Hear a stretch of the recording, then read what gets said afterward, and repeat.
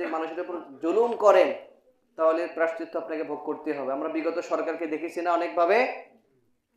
হ্যাঁ, ওনার প্রিয় ভাজন ব্যক্তিত্ব বা ওনাকে ভালোবাসেন এমন অনেক ব্যক্তি থাকতে পারেন।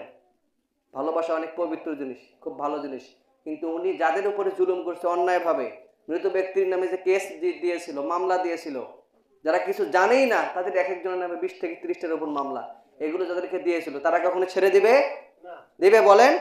এই কথা বললে তো রাজনৈতিক কোনো বিষয় নিয়ে কথা হয় না এখানে।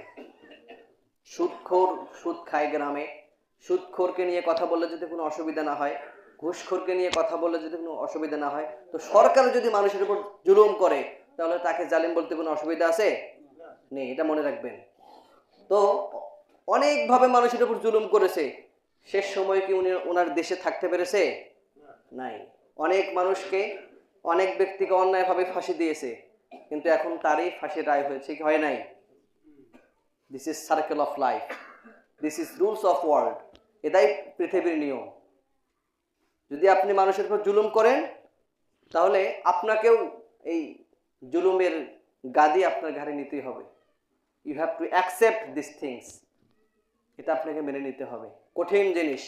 আপনি মানুষের উপর আজকে জুলুম করলেন, আপনার উপর হয়তো জুলুম করার সে সময়টা না পেলেও আপনার সন্তানের উপর ঠিকই জুলুম করবে। আপনার সন্তানের উপরেও যদি না পায়, আপনার নাতি নাতনিদের উপরে জুলুম তারা করবেই, এটা হবেই। পৃথিবীটা গোল।